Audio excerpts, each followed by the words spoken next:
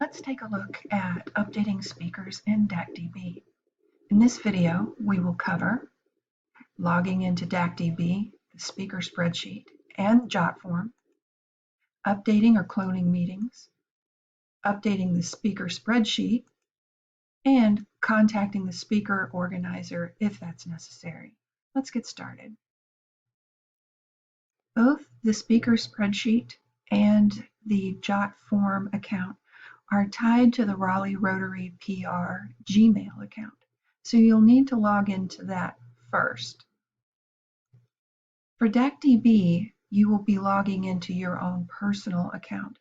So if you're not sure how to log in, you need to contact the club secretary or email DACdb and request your login credentials, and make sure that you have permission to update bulletins and websites. You can see I have my credentials already loaded into the DACdb login page, so I'm just going to click login for here.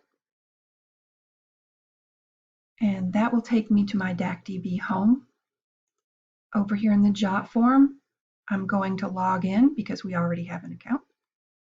Log in with Google. And my login credentials are already saved to this computer. Once you get those, you can save them to your computer and it will be just this easy.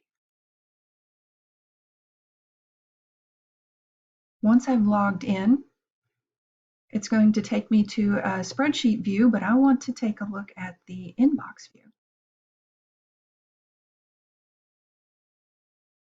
You can see it has loaded up and it's giving me the option of looking at the guest speaker form inbox or the publicity request form inbox. I'm going to click inbox.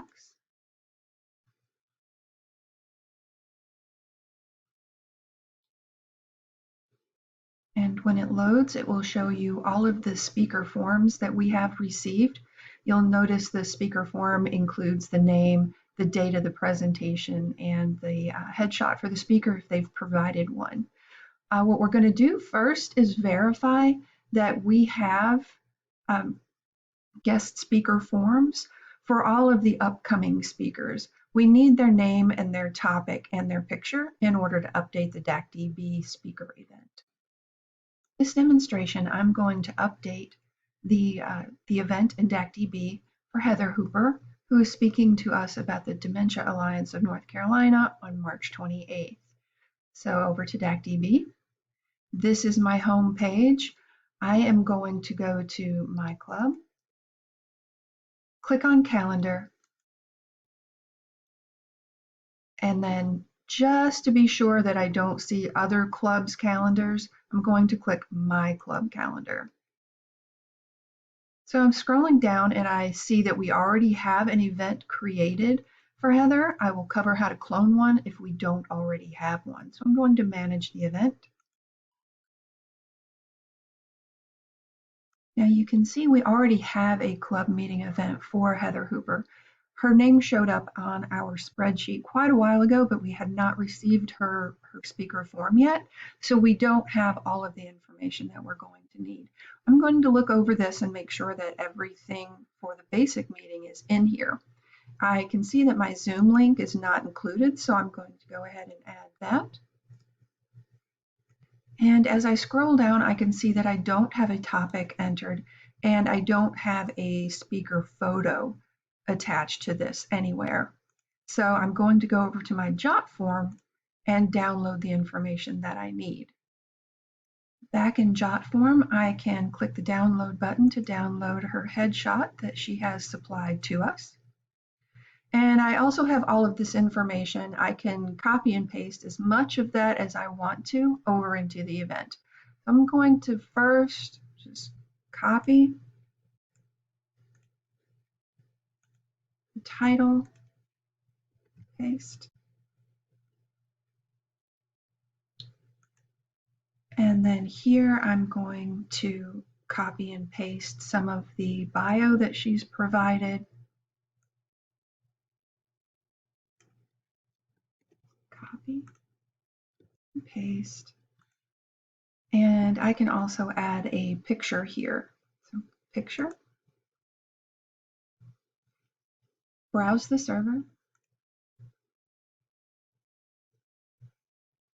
Now, when you are browsing the server, keep in mind that you have a personal folder area and you have a club folder area. If you're updating bulletins or websites, you need to make sure that you're in the club folder and speakers. So I'm going to upload the picture that I just downloaded. There's Heather's photo.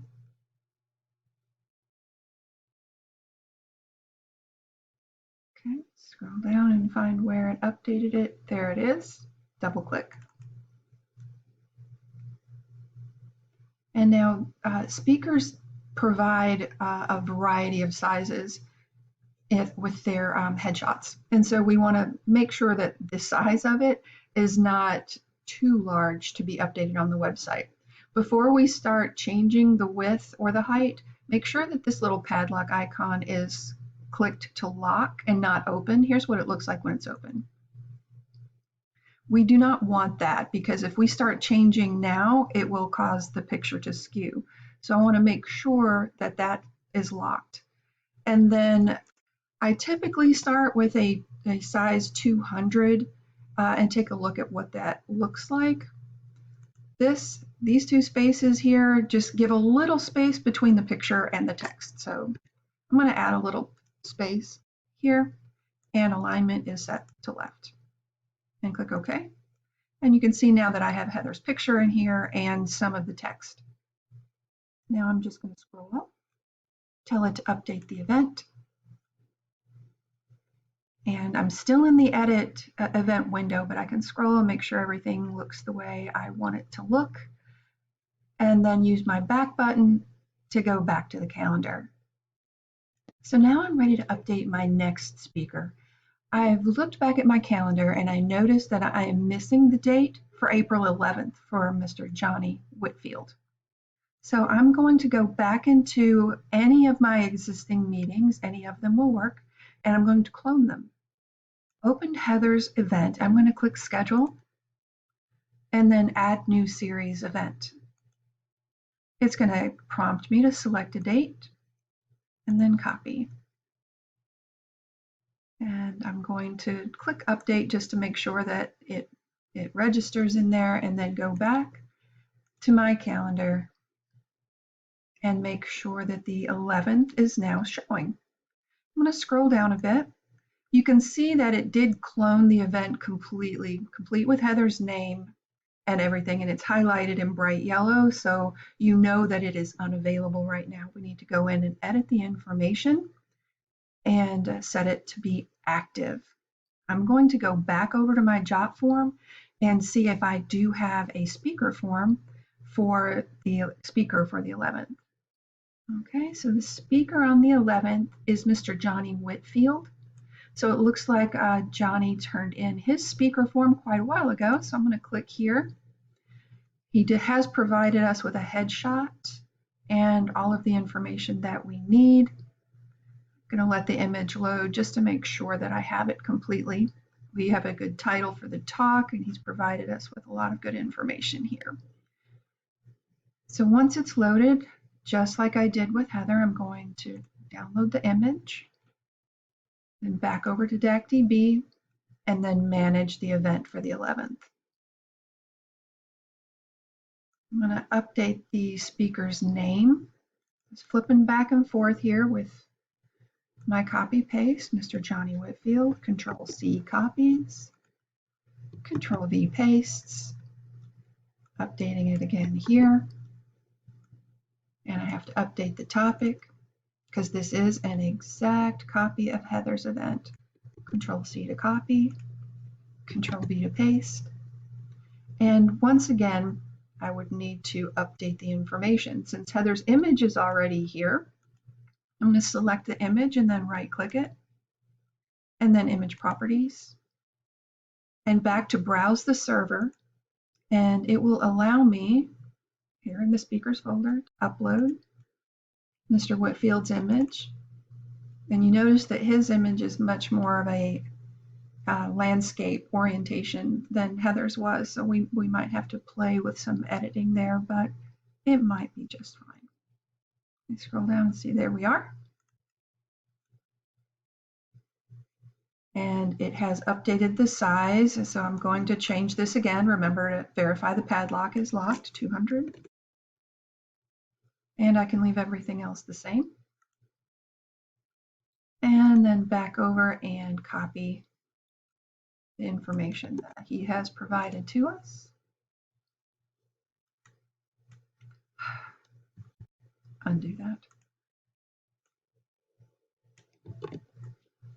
Okay, so I have all of the information updated here.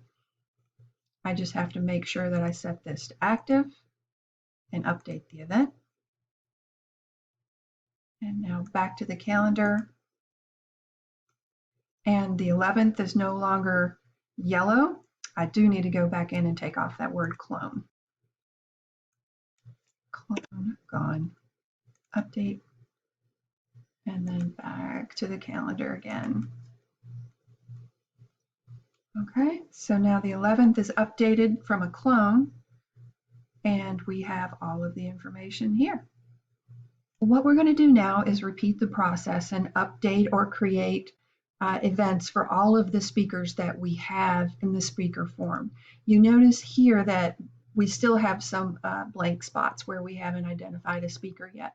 So we will make sure that we have events created for a couple of months out in advance. We need to make sure that this is updated before any bulletins go out because this information goes in the bulletin. Next thing we need to do is update this spreadsheet. It really is the only update that we do to the spreadsheet. All the rest of it gets updated by the speaker organizer. We indicate in this column here whether or not we have a speaker form. So the speaker organizer can reach out and remind the upcoming speakers that they need to get their forms turned in. It becomes a little more urgent when it looks like we have the very next speaker or two have not submitted their forms yet. And if that's the case, then you'll need to email the speaker organizer and let them know. So in this video, we logged into DACdb, the speaker spreadsheet, and the jot form. We updated and cloned meetings. We updated the speaker spreadsheet, and we discussed whether or not it was necessary to contact the speaker organizer. So now you are all set to update events and speakers on your own.